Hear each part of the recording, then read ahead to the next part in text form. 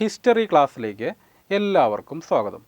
നമ്മൾ ഇന്നിവിടെ പഠിക്കാൻ പോകുന്നത് ഇന്ത്യ ചരിത്രം അതിലേറ്റവും പ്രധാനപ്പെട്ട ആധുനിക ഇന്ത്യ ചരിത്രമാണ്. ഏത് മത്സര പരീക്ഷകൾ എടുത്തു നോക്കിയാലും വളരെ പ്രധാനപ്പെട്ട ഭാഗമാണ് ആധുനിക ഇന്ത്യ ചരിത്രം. ആധുനിക ഇന്ത്യ ചരിത്രം ശരിയായ അർത്ഥത്തിൽ ആരംഭിക്കുന്നത് യൂറോപ്യന്മാരുടെ ആഗമനം മുതലാണ്, അതായത് പോർച്ചുഗീസുകാർ വന്നത് മുതലാണ്. എങ്കിലും PSC വളരെ പ്രാധാന്യത്തോടെ കാണുന്നതും നമ്മളോട് ആവശ്യപ്പെടുന്നതുമായ ഭാഗം 1857 വിപ്ലവം മുതലുള്ള ഭാഗമാണ്. അപ്പോൾ നമ്മൾ അതുകൊണ്ട് തന്നെ ഇന്ന് 1857 വിപ്ലവം മുതലുള്ള ഭാഗങ്ങൾ പഠിച്ചു തുടങ്ങാം. 1857 വിപ്ലവം ഇന്ത്യൻ സ്വാതന്ത്ര്യ സമര ചരിത്രത്തിലെ ആദ്യ കാൽവയ്പ്പാണ് 1857 വിപ്ലവം എന്ന് പറയുന്നത്. ഇന്ത്യയുടെ ഒന്നാം സ്വാതന്ത്ര്യ സമരം എന്നാണ് നമ്മളതിനെ വിശേഷിപ്പിക്കുന്നത്. നമ്മുടെ ഒന്നാം സ്വാതന്ത്ര്യ സമരം എന്നാണ് 1857 വിപ്ലവത്തെ നമ്മൾ വിശേഷിപ്പിക്കുന്നത്. 2017 കേന്ദ്ര സർക്കാർ ഒരു തിരുത്തലൊക്കെ വരുത്തി പൈക സത്യാഗ്രഹമാണ് 1857 വിപ്ലവം എന്ന് പ്രഖ്യാപിച്ചെങ്കിലും അത് നടപ്പിൽ വന്നിട്ടില്ല. നിലവിലും നമ്മൾ 1857 വിപ്ലവം തന്നെയാണ് ഒന്നാം സ്വാതന്ത്ര്യ സമരമായിട്ട് കണക്കാക്കുന്നത്.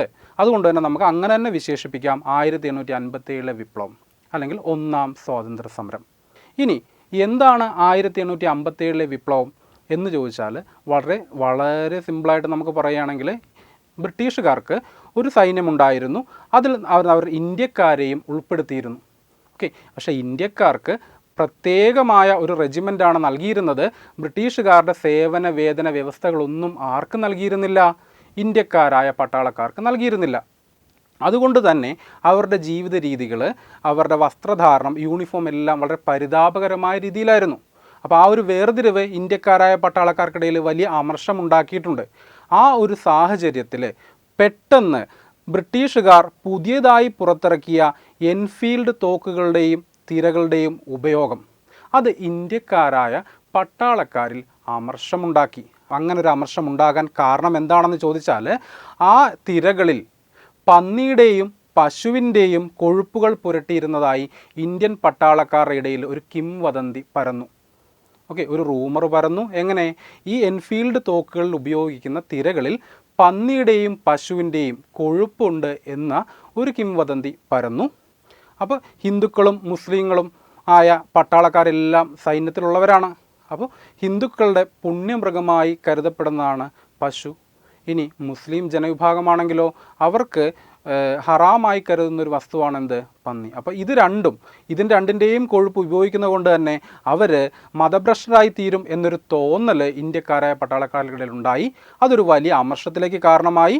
അങ്ങനെയാണ് 1857 വിപ്ലവം ആരംഭിച്ചത്. എന്നാൽ ഇതിന് ആരംഭിച്ചതിൻ്റെ കാരണം മറ്റു പലതുമാണെങ്കിലും നമ്മൾ ശ്രദ്ധിക്കേണ്ട കാര്യം 1857 വിപ്ലവം പെട്ടെന്ന് പൊട്ടിപ്പുറപ്പെടാനുണ്ടായ കാരണമാണ് ഈ പറഞ്ഞത്. 1857 വിപ്ലവം പെട്ടെന്ന് പൊട്ടിപ്പുറപ്പെടാനുണ്ടായ കാരണം എന്താണെന്ന് ചോദിച്ചാൽ മൃഗക്കൊഴുപ്പ് പുരട്ടിയ തിരയുടെ ഉപയോഗമാണ് 1857 വിപ്ലവം പൊട്ടിപ്പുറപ്പെടാനുണ്ടായ പെട്ടെന്നുണ്ടായ കാരണം. ആ കാരണമാണ് നമ്മളിപ്പോൾ പറഞ്ഞിരിക്കുന്നത്. ബ്രിട്ടീഷുകാർ പുതിയതായി പുറത്തിറക്കിയ എൻഫീൽഡ് തോക്കുകളുടെ തിരകളിൽ പന്നിയുടെയും പശുവിൻ്റെയും കൊഴുപ്പ് പുരട്ടിയിരുന്നതായി വിശ്വസിച്ചിരുന്നു. അത് നമ്മുടെ ഇടയിൽ, ഇന്ത്യക്കാരായ പട്ടാളക്കാരുടെ ഇടയിൽ വലിയ ബുദ്ധിമുട്ടുണ്ടാക്കുന്നതിന് കാരണമായി. അങ്ങനെയാണ് 1857 വിപ്ലവം പെട്ടെന്ന് പൊട്ടിപ്പുറപ്പെട്ടത് എന്നാണ് നമ്മൾ പറഞ്ഞത്.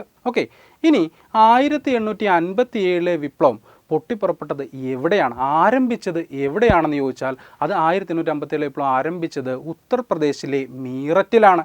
1857 വിപ്ലവം ആരംഭിച്ചത് ഉത്തർപ്രദേശിലെ മീററ്റിലാണ്. എന്നാണെന്ന് ചോദിച്ചാൽ മെയ് 10 PSC ഏറ്റവും അധികം ചോദിച്ച ചോദ്യങ്ങളൊന്നിതാണ് 1857 വിപ്ലവം പൊട്ടിപ്പുറപ്പെട്ടത് എന്നാണ് ചോദിച്ചിരിക്കുന്നത്. അത് മെയ് 10 ഡേറ്റ് കൃത്യമായി നമ്മൾ അറിഞ്ഞിരിക്കണം. 1857 മെയ് 10 എവിടെയാണ്? മീററ്റിലാണ് എന്നോർത്തിരിക്കുക. മെയ് 10 എന്നോർത്തിരിക്കുക. നമ്മൾ ആദ്യമേ തന്നെ വിശേഷിപ്പിച്ചു. നമ്മൾ എന്താ ഇതിനെ വിശേഷിപ്പിക്കുന്നത്? നമ്മുടെ ഒന്നാം സ്വാതന്ത്ര്യ സമരം എന്നാണ് 1857 വിപ്ലവത്തെ വിശേഷിപ്പിച്ചതെങ്കിൽ ഇത് സ്വാഭാവികമായിട്ടും ബ്രിട്ടീഷുകാർക്ക് ഇഷ്ടപ്പെടില്ല. അതുകൊണ്ട് അവർ ഇതിനെ എന്ത് വിശേഷിപ്പിക്കുന്നു? ശിപ്പായി ലഹള എന്നാണ് വിശേഷിപ്പിച്ചത്. അപ്പോൾ 1857 വിപ്ലവത്തെ ഒന്നാം സ്വാതന്ത്ര്യ സമരം എന്നാണ് നമ്മൾ ഇന്ത്യക്കാർ വിശേഷിപ്പിച്ചതെങ്കിൽ ബ്രിട്ടീഷുകാർ എങ്ങനെ വിശേഷിപ്പിച്ചു? ശിപ്പായി ലഹള എന്ന് വിശേഷിപ്പിച്ചു. അപ്പോൾ ശിപ്പായി ലഹള. ഇനി ധാരാളം പേരുകളുണ്ട്, നമുക്കിനി പറയാം. ഇനി മറ്റൊരു പ്രത്യേകത എന്താണെന്ന് ചോദിച്ചാൽ മുഗൾ രാജവംശം അല്ലേ, ഇന്ത്യ ചരിത്രത്തിലെ ഒരു വലിയ കാലഘട്ടത്തിൽ ഭരിച്ചിരുന്ന രാജവംശമാണേത്? മുഗൾ രാജവംശം. ഈ മുഗൾ രാജവംശം ഇല്ലാതായി തീർന്നത് ഈ കലാപത്തോടു കൂടിയാണ്. ഏത്? 1857 വിപ്ലവത്തിൻ്റെ അവസാനത്തോടു കൂടിയാണ് മുഗൾ രാജവംശം ഇല്ലാതായി തീർന്നത്. മുഗൾ രാജവംശത്തിലെ അവസാന രാജാവ് ബഹദൂർ ഷാ രണ്ടാമനാണ്. നമുക്കിതിന് ശേഷം പറയുന്നുണ്ട്. അദ്ദേഹത്തിൻ്റെയും കൂടെ അന്ത്യം സംഭവിക്കുന്നത് ഈ കാലഘട്ടത്തിലാണ്. അങ്ങനെ മുഗൾ രാജവംശം ഒരു വലിയ ശോഭനമായ ഇന്ത്യക്ക് ഭാവി നൽകുന്നതിന് പരിശ്രമിച്ചൊരു രാജവംശമായിരുന്നു ഏത്? മുഗൾ രാജവംശം. ആ രാജവംശത്തിൻ്റെ പതനം ആരംഭിക്കുന്നതും ഏതോടെയാണ്? 1857 വിപ്ലവത്തോടെയാണ് പതനം പൂർണ്ണമാകുന്നതും. ഇനി നമുക്ക് 1857 വിപ്ലവത്തിൻ്റെ കലാപ കേന്ദ്രങ്ങൾ അല്ലെങ്കിൽ കലാപത്തിൽ നേതൃത്വം ഉണ്ടായിരുന്ന പ്രധാനപ്പെട്ട കേന്ദ്രങ്ങൾ, ഇന്ത്യയുടെ എല്ലാ ഭാഗത്തുനിന്നും കലാപം വ്യാപിച്ചിരുന്നില്ല. അതുതന്നെയാണ് ഇതിൻ്റെ ഏറ്റവും വലിയ പോരായ്മയായിട്ട് ചരിത്രകാരന്മാർ വിലയിരുത്തുന്നത്. അപ്പോൾ ഈ കലാപം വ്യാപിച്ചിരുന്ന പ്രധാനപ്പെട്ട കേന്ദ്രങ്ങൾ ഏതൊക്കെയാണ് എന്ന് നമുക്കൊന്ന് പരിചയപ്പെടാം. 1857 വിപ്ലവം ആരംഭിച്ചത് മെയ് 10 മീററ്റിലാണ്. അത് പൊട്ടിപ്പുറപ്പെട്ടത് പട്ടാളക്കാരുടെ ഇടയിലാണ്, ഇന്ത്യക്കാരായ പട്ടാളക്കാരുടെ ഇടയിലാണ്. അപ്പോൾ അവരുടെ ജീവിത സാഹചര്യങ്ങൾ, അവർക്കുണ്ടാകുന്ന അസംതൃപ്തി, പെട്ടെന്ന് മൃഗക്കൊഴുപ്പ് പുരട്ടിയ തിരകൾ ഉപയോഗിക്കാൻ നിർബന്ധിച്ചതൊക്കെയാണ് അതിന് കാരണമായത് എന്ന് നമ്മൾ പറഞ്ഞു കഴിഞ്ഞു. ഓക്കെ, അപ്പോൾ ബ്രിട്ടീഷുകാരുടെ ഭരണത്തിന് കീഴിൽ നാട്ടുരാജ്യങ്ങളിലെ ഭരണാധികാരികളും മറ്റ് ജനങ്ങളും എല്ലാം ബുദ്ധിമുട്ട് അനുഭവിച്ചിരുന്നു. സ്വാഭാവികമായിട്ടും എല്ലാവരും ഒരു അവസരത്തിന് കാത്തു നിൽക്കുകയായിരുന്നു. അപ്പോൾ അങ്ങനെ വിപ്ലവം പെട്ടെന്ന് എന്ത് ചെയ്തു? പൊട്ടിപ്പുറപ്പെട്ടപ്പോൾ എല്ലാവരും ഈ വിപ്ലവത്തെ പിന്തുണച്ചു. ഓക്കെ, ബ്രിട്ടീഷുകാരോട് അസംതൃപ്തി ഉണ്ടായിരുന്ന നാട്ടുരാജ്യങ്ങളെല്ലാം പിന്തുണച്ചു. അങ്ങനെ പിന്തുണച്ചവർ ധാരാളം പേരുണ്ട്. ആരൊക്കെയാണ് എന്ന് നമുക്ക് ഓരോരുത്തരായിട്ടൊന്നറിയാം. പ്രധാനമായിട്ട് അവരെക്കുറിച്ചൊന്ന് പറഞ്ഞിട്ട് അവരുടെ മറ്റു കാര്യങ്ങൾ നമുക്ക് പിന്നീട് പറയാം. ആരൊക്കെയായിരുന്നു പിന്തുണച്ചവർ എന്ന് ചോദിച്ചാൽ, ഒന്ന് റാണി ലക്ഷ്മിഭായ്. ഝാൻസി റാണി എന്ന് പറയുമ്പോൾ നമുക്ക് വളരെ പെട്ടെന്ന് ഓർമ്മ വരും അല്ലേ? റാണി ലക്ഷ്മിഭായ് അല്ലെങ്കിൽ ഝാൻസി റാണിയാണ് ഒന്നാമത്തെ ആൾ. മറ്റൊരാൾ നാനാ സാഹിബ്. ഓക്കെ, മറ്റൊരു വ്യക്തിയായിരുന്നു ആര്? നാനാ സാഹിബ്. മൂന്നാം നെപ്പോളിയൻ എന്നൊക്കെ അറിയപ്പെടുന്ന വ്യക്തിയാണ് ആര്? നാനാ സാഹിബ്. ഇദ്ദേഹത്തിൻ്റെ സന്തത സഹചാരിയും സൈന്യാധിപനുമായിരുന്ന വ്യക്തിയായിരുന്നു താന്തിയ തോപ്പി. അപ്പം നാനാ സാഹിബ്, അദ്ദേഹത്തിനൊപ്പം തന്നെ ആരുണ്ട്? താന്തിയ തോപ്പിയുണ്ട്. പിന്നെ നമ്മൾ ആദ്യം പറഞ്ഞ ഝാൻസി റാണിയുണ്ട്. ഓക്കെ, മറ്റൊരു വ്യക്തിയാണ് കൻവർ സിംഗ്. അടുത്ത ആളാണ് general Bakht Khan. Then Bahadur Shah second. General Bakht ഖാനും ബഹദൂർ ഷാ സെക്കൻഡും നമ്മൾ ഒരുമിച്ച് പറയാൻ കാരണം 1857 വിപ്ലവ സമയത്തെ മുഗൾ ചക്രവർത്തി ആരാണെന്ന് ചോദിച്ചാൽ ബഹദൂർ ഷാ രണ്ടാമനാണ്. ഇദ്ദേഹം തന്നെയാണ് ബഹദൂർ ഷാ സഫർ എന്ന് പറയപ്പെടുന്നത്. എവിടെയെങ്കിലും ബഹദൂർ ഷാ സഫർ എന്ന് കണ്ടാൽ നമ്മൾ വിചാരിക്കരുത് വേറെ ആളാണെന്ന് വിചാരിക്കരുത്. ആര് തന്നെയാണ്? ബഹദൂർ ഷാ രണ്ടാമനാണ്. ഇനി അദ്ദേഹത്തിൻ്റെ കീഴിൽ അതിന് നേതൃത്വം നൽകിയ വ്യക്തിയാണ് ആരെന്ന് പറയുന്നത്? ജനറൽ ഭക്ത് ഖാൻ എന്ന് പറയുന്നത്. ഓക്കെ, ഇനി ആസാമിൽ നേതൃത്വം നൽകിയ വ്യക്തിയാണ് ദിവാൻ മണിറാം പുട്ടി. ദിവാൻ മണിറാം എന്നോർത്തിരുന്നാലും മതി. മുഴുവൻ പേര് ദിവാൻ മണിറാം പുട്ടി എന്നാണ്. ഇനി മീററ്റിൽ നേതൃത്വം നൽകിയ വ്യക്തിയാണ് ആര്? ഖേദം സിംഗ്. ചിലയിടത്ത് നിങ്ങൾക്ക് ഖദം സിംഗ് എന്നും കാണാൻ പറ്റും. ഓക്കെ, രണ്ട് പേരിലും ഇദ്ദേഹം അറിയപ്പെടുന്നുണ്ട്. ശരിക്കും അറിയപ്പെടുന്ന പേര് ഖേദം സിംഗ് എന്ന് തന്നെയാണ്. ഖദം സിംഗ് എന്ന് അറിയപ്പെടുന്ന വ്യക്തിയും ഇദ്ദേഹം തന്നെയാണ് എന്നോർത്തിരിക്കുക. എന്താ മീററ്റിൻ്റെ പ്രത്യേകത? വിപ്ലവം ആദ്യം പൊട്ടിപ്പുറപ്പെട്ടത് മീററ്റിലാണ്. അതുകൊണ്ട് തന്നെ മീററ്റിൽ നേതൃത്വം നൽകിയത് ആരാണ്? ഖദം സിംഗ് ആണ് എന്ന് ഓർത്തിരിക്കുക. അപ്പോൾ നമ്മൾ ആരൊക്കെയാണ് പറഞ്ഞതെന്ന് നോക്കുക. ഒന്ന് റാണി ലക്ഷ്മിഭായിയെക്കുറിച്ച് പറഞ്ഞു, നാനാ സാഹിബിനെയും താന്തിയ തോപ്പിയെയും കുറിച്ച് പറഞ്ഞു, കൻവർ സിംഗിനെ കുറിച്ച് പറഞ്ഞു, ജനറൽ ഭക്ത് ഖാനെ കുറിച്ച് പറഞ്ഞു, ബഹദൂർ ഷാ രണ്ടാമനെ കുറിച്ച് പറഞ്ഞു, ദിവാൻ മണിറാമിനെ കുറിച്ച് പറഞ്ഞു, അല്ലെങ്കിൽ ദിവാൻ മണിറാം പുട്ടിയെക്കുറിച്ച് പറഞ്ഞു, ഖേദം സിംഗിനെ കുറിച്ച് പറഞ്ഞു.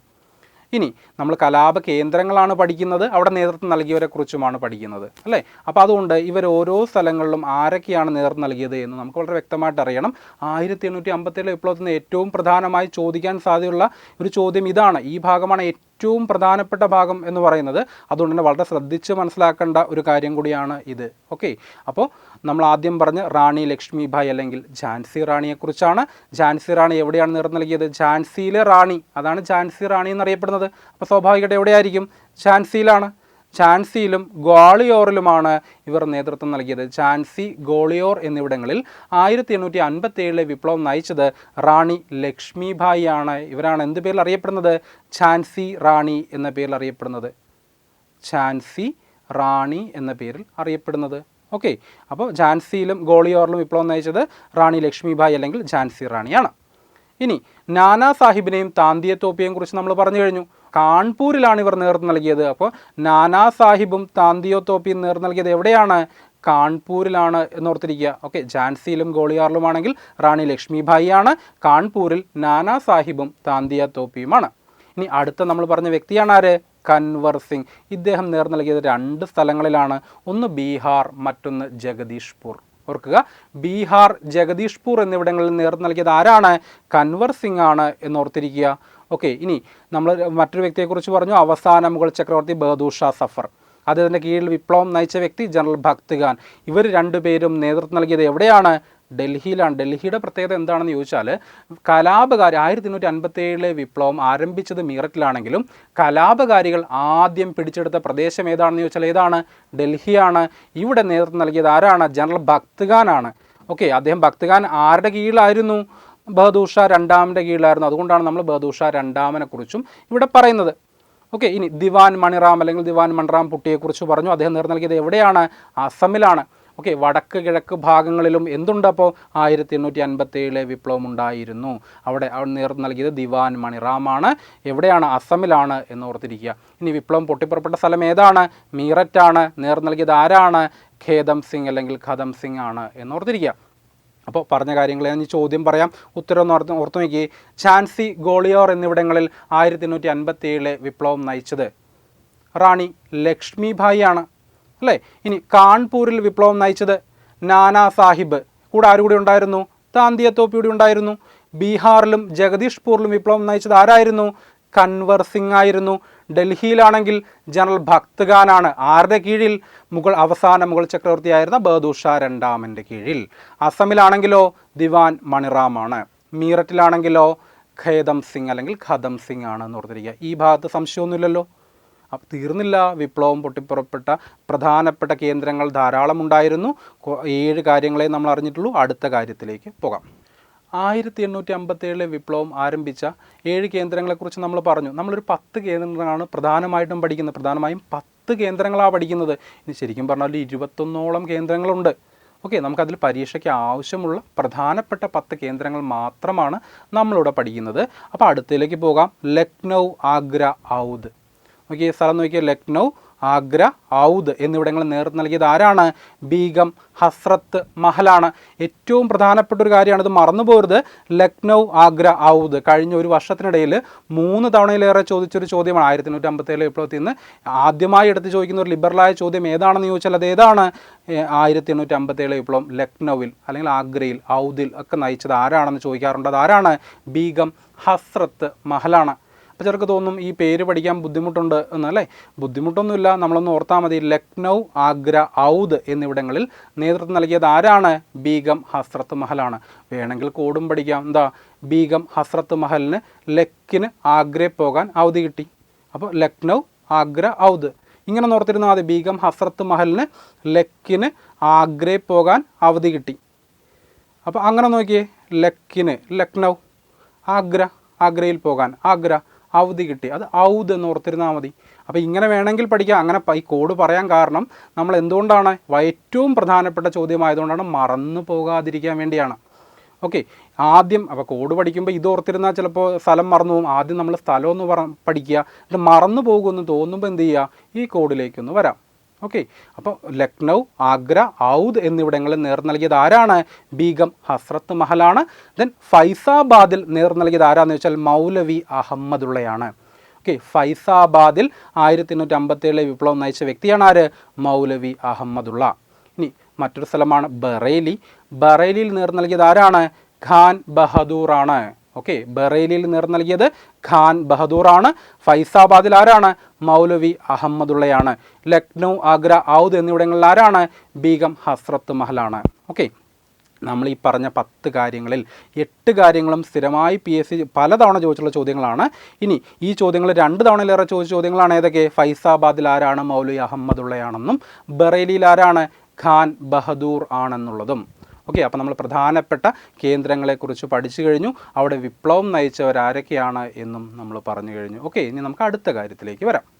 ഇനി ഈ 1857 വിപ്ലവവുമായിട്ട് ബന്ധപ്പെട്ട് പ്രാഥമികമായി അറിഞ്ഞിരിക്കേണ്ട കുറച്ച് കാര്യങ്ങളൊന്നും അറിഞ്ഞിരിക്കാം.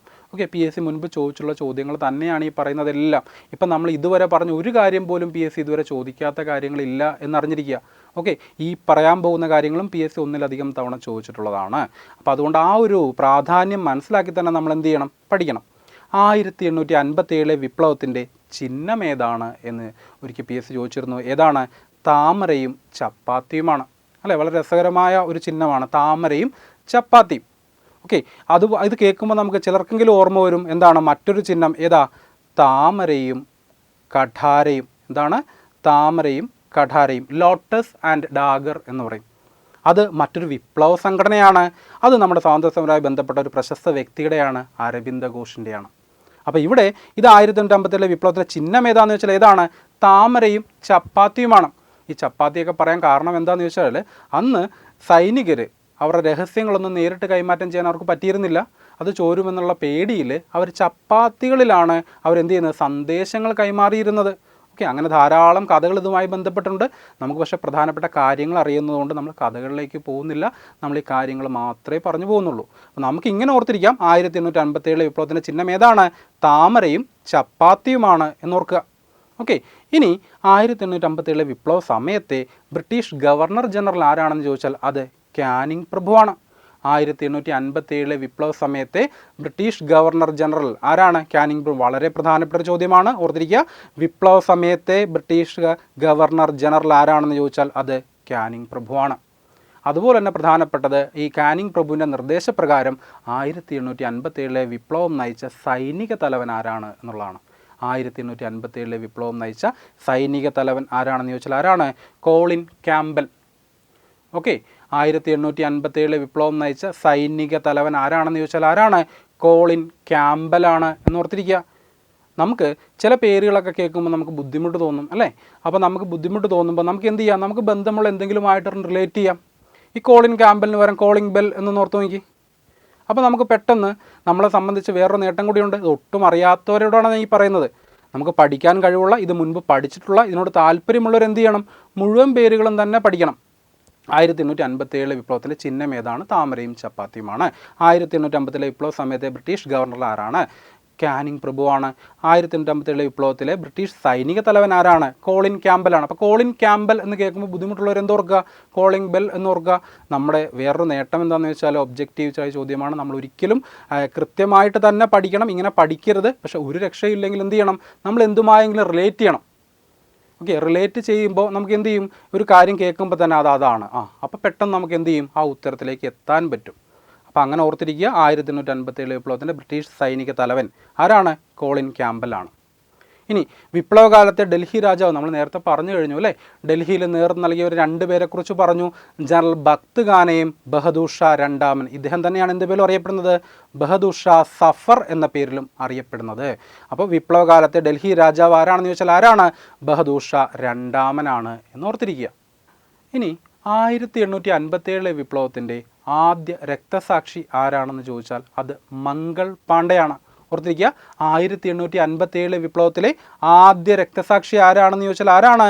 മംഗൾ പാണ്ഡെയാണ്, അല്ലേ? മംഗൾ പാണ്ഡെ എന്ന് കേൾക്കുമ്പോൾ തന്നെ നമുക്കൊരു സിനിമയുടെ പേരൊക്കെ ഓർമ്മ വരും, മംഗൾ പാണ്ഡെ ദ റൈസിംഗ്.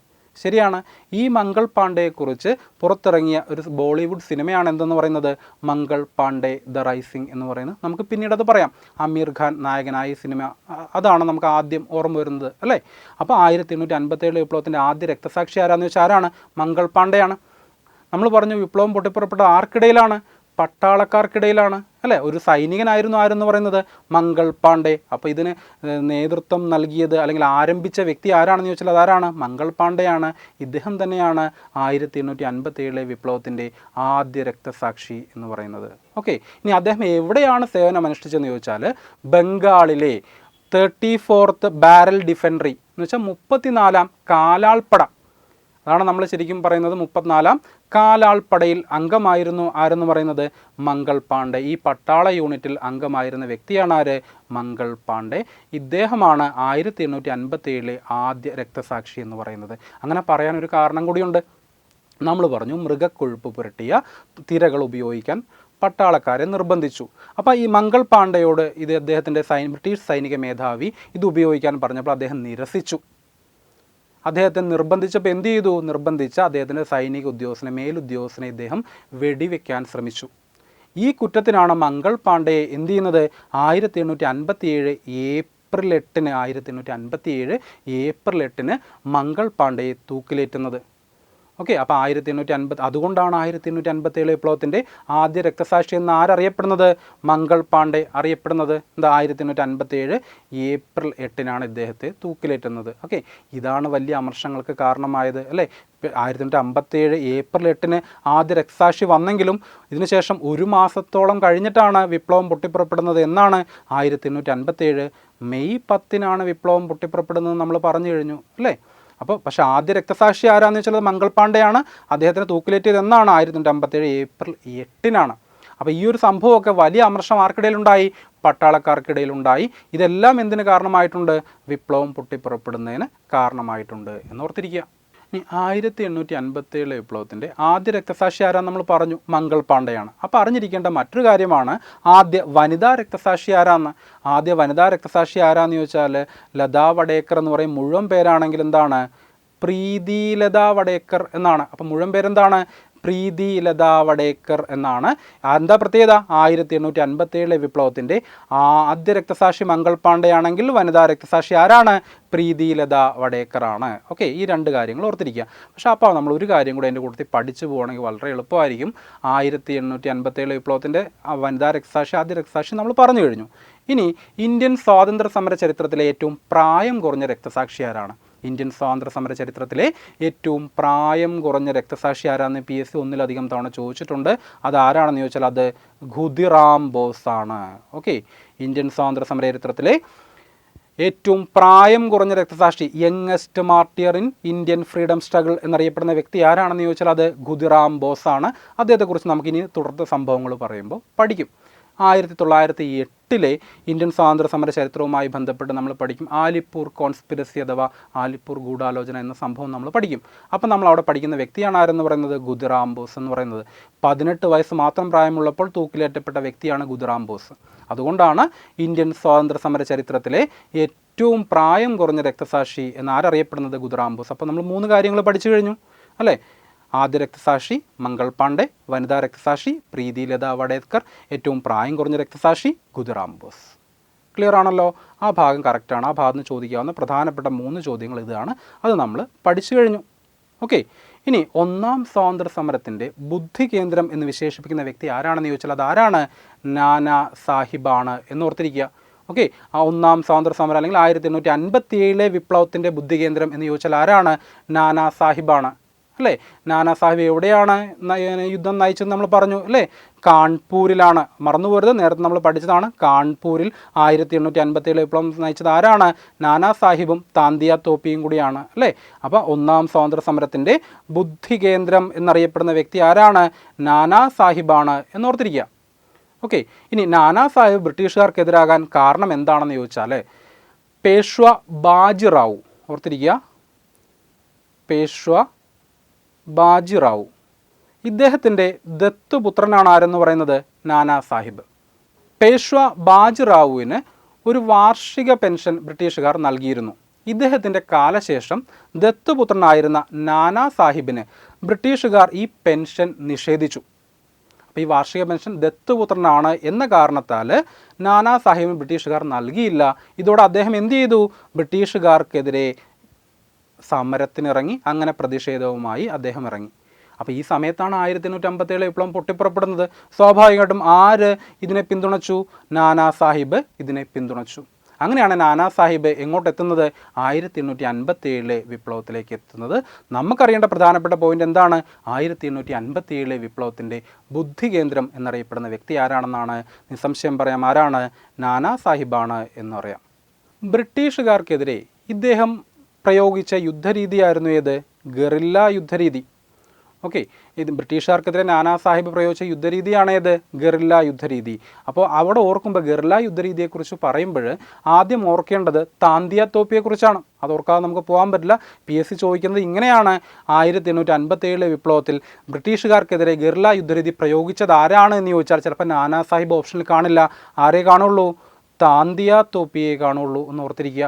നാനാ സാഹിബ് ചിലപ്പോൾ എന്ത് കാണില്ല? ഇതിനകത്ത് കാണില്ല, താന്തിയ തോപ്പി മാത്രമേ കാണുള്ളൂ എന്നോർത്തിരിക്കുക. കാരണം എന്താ, നാനാ സാഹിബിൻ്റെ സന്തത സഹചാരിയും അദ്ദേഹത്തിൻ്റെ സൈനിക തലവനുമായിരുന്നു ആര്, താന്തിയ തോപ്പി. അപ്പം നാനാ സാഹിബിൻ്റെ നിർദ്ദേശപ്രകാരമാണ് ആര്, താന്തിയ തോപ്പി എന്ത് ചെയ്തത്, ഗറില്ല യുദ്ധമുറ പ്രയോഗിച്ചത്. ഗറില്ല യുദ്ധമുറ എന്ന് പറഞ്ഞാൽ എന്താണ്, ഒളിപ്പോര് അല്ലേ. ഇത് പ്രയോഗിച്ച വ്യക്തിയാണ് ആരെന്ന് പറയുന്നത്, താന്തിയ തോപ്പി. ഓക്കെ, ആരുടെ നിർദ്ദേശപ്രകാരം, നാനാ സാഹിബിൻ്റെ.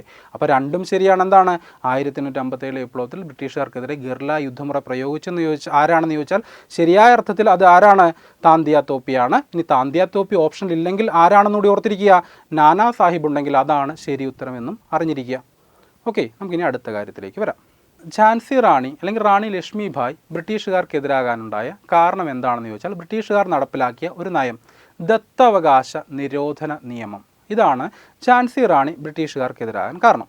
ഇനി ആരാണ് ഝാൻസി റാണി എന്ന് പറഞ്ഞു കഴിഞ്ഞാൽ, ഝാൻസിയിലെ ഭരണാധികാരിയായിരുന്ന ഗംഗാധർ റാവുവിൻ്റെ ഭാര്യയായിരുന്നു ആരെന്ന് പറയുന്നത്, ഝാൻസി റാണി അഥവാ മണികർണിക. യഥാർത്ഥ നാമം എന്താണ്, മണികർണിക എന്നാണ്. ഓക്കെ, ഝാൻസിയിലെ ഭരണാധികാരിയായിരുന്ന ഗംഗാധർ റാവുവിൻ്റെ ഭാര്യയായിരുന്നു മണികർണിക. ഓക്കെ, ഇവർക്ക് മക്കളില്ലാത്തതുകൊണ്ട് ഒരു ദത്തുപുത്രനെ എടുത്തു. ഓക്കെ, ആ ദത്തുപുത്രൻ്റെ പേരാണ് ദാമോദർ റാവു. ആരാണ്, ദാമോദർ റാവു.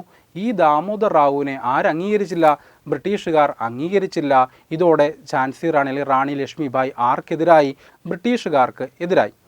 ഓക്കെ, എന്താ അതിന് കാരണമായ നയം ബ്രിട്ടീഷുകാരുടെ ഏതാണ്, ദത്തവകാശ നിരോധന നിയമമാണ് എന്നോർത്തിരിക്കുക. നമുക്കത് പിന്നീട് പഠിക്കാനുണ്ട്. ഡൽഹൌസി പ്രഭു നടപ്പിലാക്കി ക്യാനിങ് പ്രഭു പിൻവലിച്ച ഒരു നയമാണ് ഇതെന്ന് പറയുന്നത്, ദത്തവകാശ നിരോധന നിയമം. ഇത് രണ്ടും പ്രധാനപ്പെട്ട രണ്ട് ചോദ്യങ്ങളാണ്. ദത്തവകാശ നിരോധന നിയമം നടപ്പിലാക്കിയത് ആരാണ്, ഡൽഹൌസി പ്രഭുവാണ്. അത് പിൻവലിച്ചത് ആരാണ്, ക്യാനിങ് പ്രഭുവാണ്. 1857 വിപ്ലവ സമയത്തെ വൈസ്രോയി അല്ലെങ്കിൽ ഗവർണർ ജനറൽ ആയിരുന്നു ആരെന്ന് പറയുന്നത്, ക്യാനിങ് പ്രഭുവാണ്. അപ്പോൾ ഈ ദത്തവകാശ നിരോധന നിയമമാണ് മണികർണിക എന്നറിയപ്പെടുന്ന ഝാൻസി റാണിയെ ആർക്കെതിരാക്കിയത്, ബ്രിട്ടീഷുകാർക്കെതിരാക്കിയത്. ഝാൻസിയിലും ഗോളിയാറിലും നമ്മൾ നേരത്തെ പറഞ്ഞു കഴിഞ്ഞു, ഝാൻസിയിലും ഗോളിയാറിലും വിപ്ലവം നയിച്ച വ്യക്തിയാണ് ആരെന്ന് പറയുന്നത്, ഝാൻസി റാണി എന്ന് പറയുന്നത്. 1857 മെയ് 10 ആരംഭിച്ച വിപ്ലവം ഏകദേശം ഒരു വർഷത്തോളം നീണ്ടുനിന്നു. പല പ്രദേശങ്ങളിലും വിപ്ലവം വ്യാപിച്ചിരുന്നു. അങ്ങനെ ഏകദേശം ഒരു വർഷത്തോളം വിപ്ലവം നീണ്ടുനിന്നു. 1858ഓടെയാണ് വിപ്ലവം പൂർണ്ണമായി അടിച്ചമർത്തപ്പെട്ടത്. ഓക്കെ, അപ്പോൾ 1858ഓടുകൂടിയാണ് എന്ത് ചെയ്തത്, വിപ്ലവം അടിച്ചമർത്തപ്പെട്ടത്. എന്ന് ആരംഭിച്ചത് 1857 മെയ് 10 എന്നോർത്തിരിക്കുക. ഇനി ഈ വിപ്ലവത്തിൻ്റെ അനന്തരഫലം എന്താണെന്ന് ചോദിച്ചാൽ ഏറ്റവും പ്രധാനപ്പെട്ടത് 1858 ഗവൺമെൻറ് ഓഫ് ഇന്ത്യ ആക്റ്റാണ്. Okay, 1858 government of India act, അല്ലെങ്കിൽ അതിന് മറ്റൊരു പേരുണ്ട് വിക്ടോറിയ രാജ്ഞിയുടെ വിളംബരം എന്ന് പറയുന്നത്. ഓക്കെ, വിക്ടോറിയ രാജ്ഞിയുടെ വിളംബരം. കാരണം എന്താ, 1858 ഗവൺമെൻറ് ഓഫ് ഇന്ത്യ ആക്ടിനെ തുടർന്ന് ഇന്ത്യയുടെ ഭരണം ആരേറ്റെടുത്തു, വിക്ടോറിയ രാജ്ഞി ഏറ്റെടുത്തു. ഇത് സംബന്ധിച്ച പ്രഖ്യാപനം എന്തു പേരിൽ അറിയപ്പെടുന്നു, വിക്ടോറിയ രാജ്ഞിയുടെ വിളംബരം എന്ന പേരിൽ അറിയപ്പെടുന്നു. ഇതിൻ്റെ ഔദ്യോഗിക നാമം എന്താണ്, ഗവൺമെൻറ് ഓഫ് ഇന്ത്യ ആക്ട് 1858 എന്നാണ്. Okay, government of India act 1858 എന്നാണ് യഥാർത്ഥ നാമം എന്ന് പറയുന്നത്. ഇതെന്ത് പേരിൽ അറിയപ്പെടുന്നു, വിക്ടോറിയ രാജ്ഞിയുടെ വിളംബരം എന്ന പേരിൽ അറിയപ്പെടുന്നുണ്ട്. ഇനി മറ്റൊരു പേര് കൂടിയുണ്ട്, act for the better government of India എന്നും ഇതറിയപ്പെടുന്നുണ്ട്. ഇനി മറ്റൊരു ഏറ്റവും പ്രധാനപ്പെട്ട വിശേഷണം എന്താണെന്ന് ചോദിച്ചാൽ, ഇന്ത്യൻ ജനതയുടെ മാഗ്ന കാർട്ട എന്നറിയപ്പെടുന്ന നിയമമാണ് ഏതെന്ന് പറയുന്നത്, 1858 ഗവൺമെൻറ് ഓഫ് ഇന്ത്യ ആക്ട്. പലതവണ പരീക്ഷയ്ക്ക് ചോദിച്ചുള്ള ചോദ്യങ്ങളിലൊന്നാണിത്. ഇന്ത്യൻ ജനതയുടെ മാഗ്ന കാർട്ട എന്നറിയപ്പെടുന്നത് ഏതാണെന്ന് ചോദിച്ചാൽ ഏതാണ്, 1858 വിപ്ലവമാണ്. വിക്ടോറിയ രാജ്ഞിയുടെ വിളംബരം എന്നറിയപ്പെടുന്നുണ്ട്.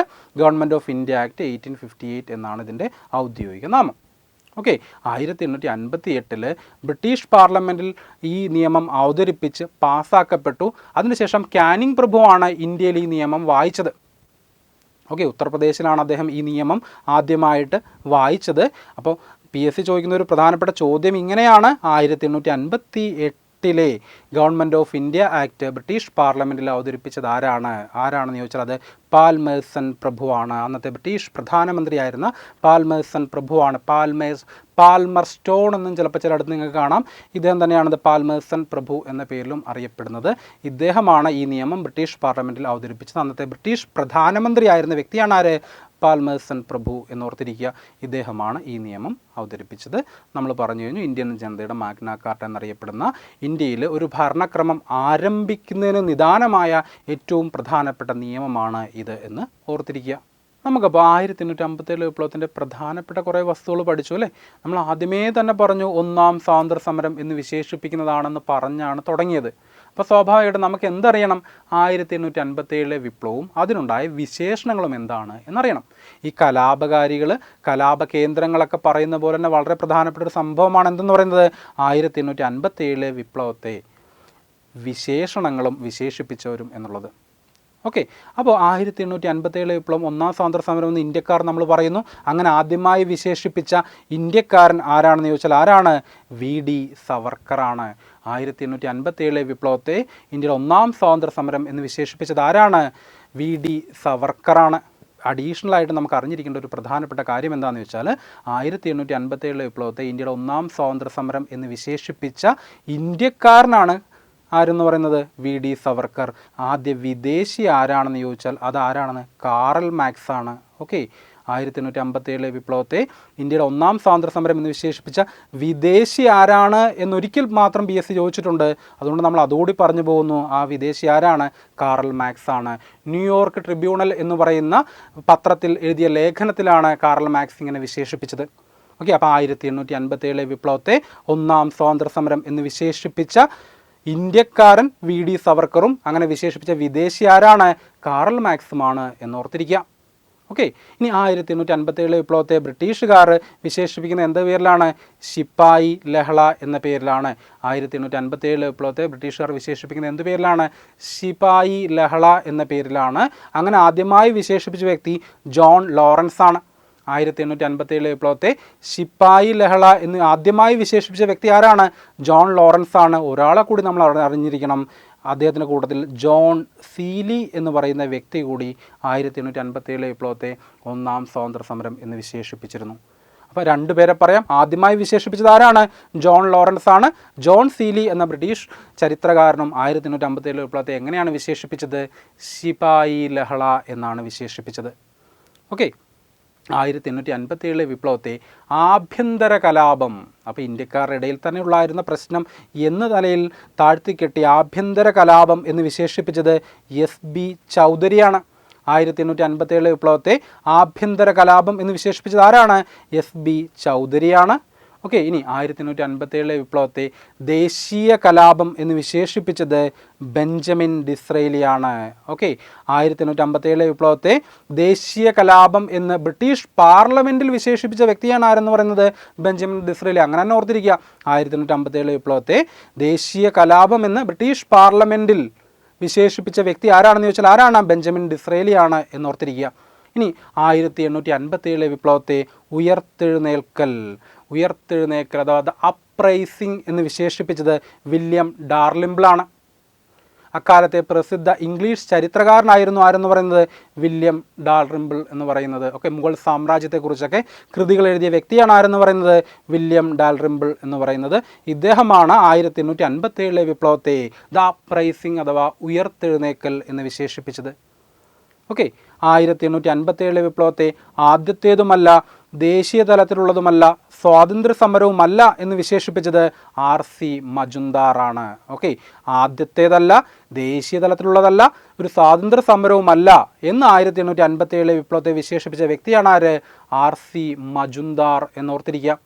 അപ്പോൾ 1857 വിപ്ലവത്തെക്കുറിച്ച് നമ്മുടെ ഇന്ത്യക്കാർ തന്നെ വ്യത്യസ്ത അഭിപ്രായങ്ങൾ വെച്ചു പുലർത്തുന്നുണ്ട് എന്നതിൽ നമുക്ക് മനസ്സിലായി അല്ലേ. അപ്പോൾ അതുകൊണ്ടാണ് നമ്മൾ വിപ്ലവത്തെക്കുറിച്ചുള്ള വിശേഷണങ്ങളും വിശേഷിപ്പിച്ചവരെക്കുറിച്ചും ഒന്ന് അറിഞ്ഞിരിക്കേണ്ടത് പ്രധാനമാണ് എന്ന് പറയുന്നത്.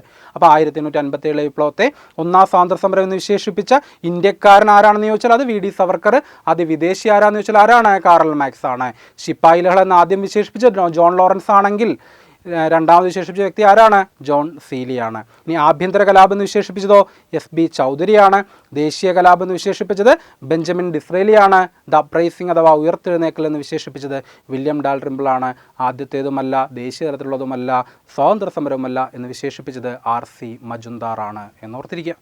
അപ്പോൾ നമ്മൾ ഇന്ന് 1857 വിപ്ലവത്തെക്കുറിച്ച് ഏറ്റവും പ്രധാനപ്പെട്ട കുറേ കാര്യങ്ങൾ പറഞ്ഞു. 1857 വിപ്ലവം തീർന്നിട്ടില്ല. പക്ഷേ പ്രധാനപ്പെട്ട എല്ലാ കാര്യങ്ങളും എന്ത് ചെയ്തു?